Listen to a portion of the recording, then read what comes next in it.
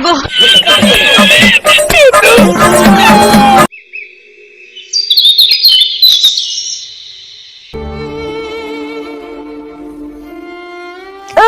বাপরে বাপ, জীবনে শান্তি নাই রে। এই পাটকাঠির ঘরে এসে আমার জীবনের দুম বন্ধ হয়ে আসবে আমি ভাবতে পারিনি রে।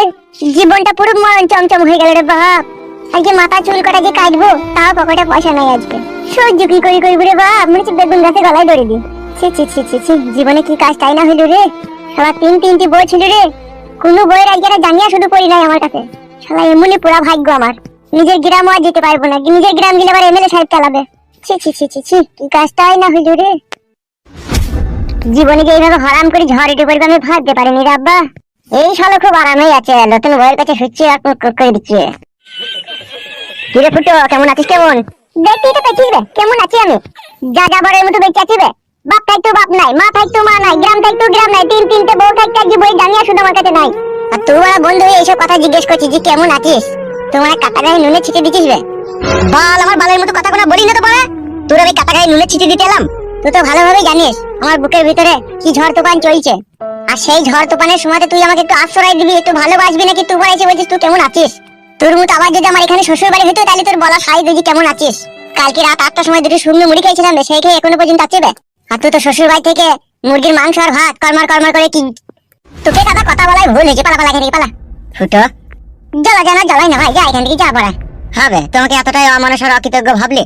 আগে আমি হারামি বন্ধু ছিলাম, ঠিক আছে। আগে তোদের সাথে অনেক ইয়ার্কি করেছি, অনেক ঠাট্টা করেছি, অনেক মস্করা করেছি, ঠিক আছে। কিন্তু এই বিপদের সময় তোর সাথে ইয়ার্কি মারবো, ঠাট্টা করবো, তো ভাবলে কি করি রে বাড়া? আমি এই যে 1 সপ্তাহ থেকে পাটকাঠির ঘর করে এখানে আছি, তুই 1 সপ্তাহে একবার খোঁজ খবর নিয়েছিস আমার মারা? আর বড় বড় কথা মারাইছে ভাই রে। তুই জানিস না নাকি বাড়া, আমি তো শ্বশুর বাড়িতে ঘর জমাই থাকিবে। সে তো ঘর জমাই থাক কি বাথরুম জমাই থাক কি শাশুড়ির সাথে থাক, সে আমার জানার কোনো প্রয়োজন নাই। এইটা তো তুই আমাকে বল, তোমার বন্ধু কি না? হ্যাঁ বন্ধু তো আমি তোর। হ্যাঁ বন্ধু তো আমি তোর, তোমার বানার বন্ধু বে। বাল কপালি চুদা, আমার টাকা চিস্তি বে গজরি গজরি, ঠিকই তো বলছি বে। আমার কাছে জ্ঞান বুদ্ধি লিতে আগে শ্বশুর বাড়িতে জায়গা পেলিবে, আমার কথাই ভুলে গেছিস তো। বাল চুদা আবার বন্ধু মাইতে। তা আমি তোর কি করবো বল বাড়া বল। তোকে কিছু করতে হবে না, তো বাড়া ঘুরো। আমি যেমন আছি তেমনই থাকবো, কোনো বন্ধুর উপকার আমার দরকার নাই বে। কে কেমন বন্ধু আর কে কতটা ভালোবাসে সে আমার জানা হয়ে গেছে বে। দিনের বন্ধু সবাই হয়, অদিনের বন্ধু কেউ হয় না বে। এটা তোর কি উপকার করবে তা তুই বল। তুই বারবার এইভাবে ভুংচাং বুকিয়ে গেছিস এখন থেকে। তুই শালা মানুই না জানোয়ার বে, জীবনে সব কিছু হারিয়ে গেছে বে। শালা দেখতে পেয়েছিস আমি যেভাবে বেঁচে আছি, তারপরে আমি ভুংমাং বকছি মনে হচ্ছে তোর? তুই শালা পারিস না বল আমাকে লিগেই তুই শ্বশুর বাড়িতে রাখতে? শালা হারামি, আমি মাঠের ধারে একা এই পাটকাঠির ঘরে শুয়ে থাকি, কখন শিয়াল এসে আমাকে খেয়ে নেবে তার নাই ঠিক। আর তুমি শালা হারামি বলছো আমি কি করবো? তোমার শ্বশুর বাড়িতে লিচে কেন হে আমাকে যে ওখানে লিগিয়ে রাখো গা। আর তোমার শাশুড়ি জিজ্ঞেস করলে বলবে আমার মামাই তো ভাই হয়। কেন তুই একা থাকতে পারছিস না? তুই যা রে ভাই, যা এখান থেকে, যা নিজের কাজ কর যা। জ্বালা জানা জ্বালাই না যা। তুই তো ভালোভাবেই জানিস আমার শ্বশুর শাশুড়ি আমাকে দুই চোখে দেখতে পারে না। আমার তোকে লিগিয়ে সেখানে যদি ভরি, সেখানে যদি আমার একটা দুর্ঘটনা ঘটে, তাহলে তো আমি তাদের কাছে কোনো মুখ পাবো না বে। তুই শালা হচ্ছিস বইয়ের গোলাম বে। যা যা যা যা যা, তুই শাশুড়ি পার্টি বেরিয়ে যা। বেশ বড় বেশ, তোর কাছে আই হুনালে আসার দরকার কি আছে? তোকে দেখেছি নাকি আমি?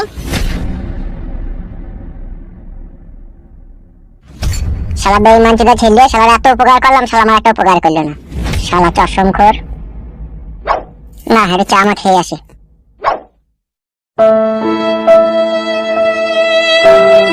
জীবনে এক চিন্তা ভাবনা করেছিলাম, আর এক চিন্তা ভাবনা আমার জীবনে জড়িয়ে গেল রে ভাই।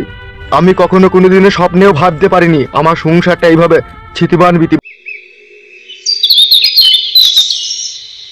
ওইরকম ছেলেকে মানে তেজ্যপুত্র করার দরকার ছিল রে তোর। মাংমারানি ভাইয়ের ভোদা কাপালি চোদা ছেলে, যে লাউড়া চোদা কাদামুখো ছেলে, বাবা মার মান সম্মান রাখতে পারে না, সে আবার ছেলে কিসের বাড়া? ওইরকম ছেলে আমার গর্বে জন্ম নিলে বাড়া গলায় পা দিয়ে মেরে দেবে বাড়া। সবই আমার এই পুরো ভাগ্য রে ভাই। তুই আর কি বলবো দুঃখের কথা, জীবনটা জাঁতা কলে পিষ্টি গেল।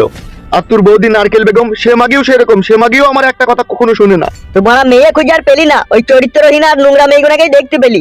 লেওড়া মুখো, দাদা না হইলে তোর ঘরে বেরিয়ে দিতাম বেকুনি আমি।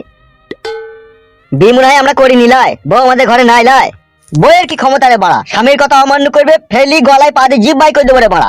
লেওড়া আমরা পুরুষ রে পুরুষ, হুরুষ পুরুষ লয়। কত আমার বীর পুরুষের বাচ্চা, সে আমার জানা আছে। তুমি এই ঘরে কি করতে এলা? রান্না হয়ে গেছে, গিলে লাও গাইছো। বৌদি এ কি তোমার কথাবার্তা? গিলে লাও গা মানে? আমি কি এখানে খেতে এসেছি বলো? তোমাকে বলিনি ভাই, তুমি কেন নিজেকে ছোট করে দেখছো? আমি আমার বর পাটা কি বললাম? এ কি গো, কথা শিখছো নাকি? বাবাটাকে লাগা জড়িয়ে যাবে না? চান করতে হবে না? চান না করে ভাত খাবো নাকি? তা করি না গা চান। আমরা দুই ভাই নদীর জন্য স্নান করতে যাব, তুমি ভাত খসিয়ে রাখো। এ আয় রে, চানটা করে আসে আয়। ঠিক আছে চো।